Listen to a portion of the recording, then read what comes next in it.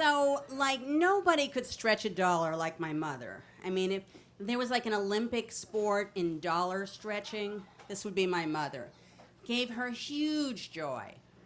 Anyway, she figured out one day I had this pair of jeans from J.C. Penney's, and they were like 5 years old, and they were all stained and all screwed up, and I got too fat for them. And my mom had bought them at a discount place for like $10. She brought them back to J.C. Penney's, and they gave her $30 for them. And it was like a light bulb went off. So from that point on, she was going to these dollar-a-bag church sales. And my mom could do a tuck and roll like nobody you've ever met. She would kind of twist things into the dollar a bag and get like a whole closet full of clothes for $1. Anyway, she would pick out anything that said J.C. Penney's on it. Didn't matter if it was like 30-year-old piece of fakaka something. And then she would drop off her kids. That's us. So I was 10, and my brother was 8, and my sister was 11.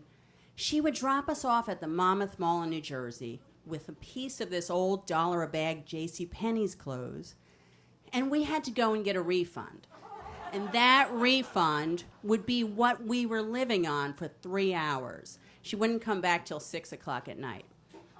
So we would go in, we'd pretend we didn't know each other. My brother would go in, I'd go in 5 minutes later, then would come my sister. We'd get online with this prehistoric piece of crap, and they would give us money, $10, $20, $30.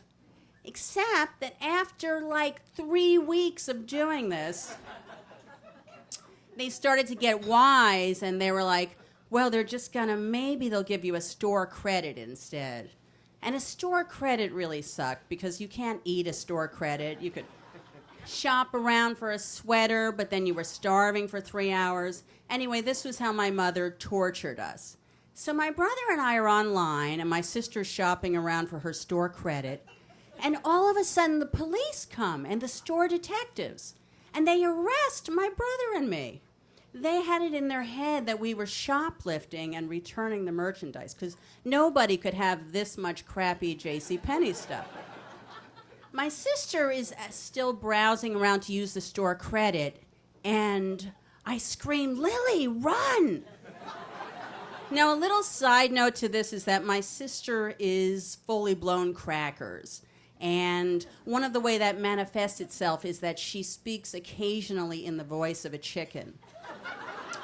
Well, this was the very first appearance of the chicken lady. So as she's running and the cops are running after her, she hits that place, the line where when you leave a store, you're in the mall. She hits that place and she tastes freedom for the first time. And she realizes she might actually escape the store detectives. So as she's taking off into the mall, she goes, "Brigitte!" And she dusts the cops. She manages to escape by running up the down escalator, and she gets out of the mall. Meanwhile, they take my brother and I to jail. And I mean, seriously, they put us in a concrete cell with bars and everything.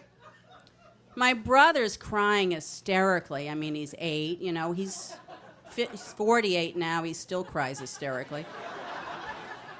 But I had been staying up late at night and watching this import show called Prisoner Cell Block H.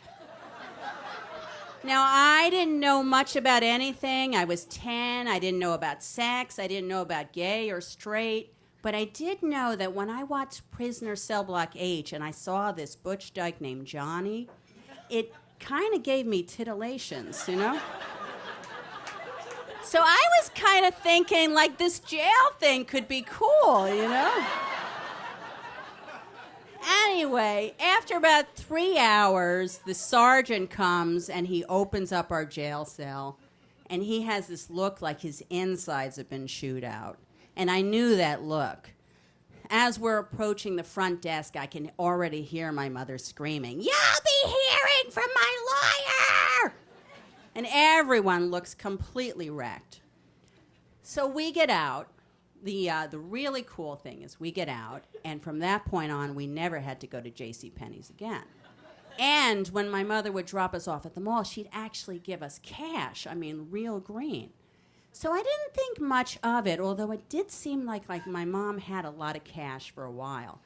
But many years later, on my 18th birthday, when I was a starving artist, I got a check in the mail for $1,900 from JCPenney's. Turns out my mother had just sued them for more money than all the dollar-a-bag sales in New Jersey. And that check, woo, we're talking real joy now.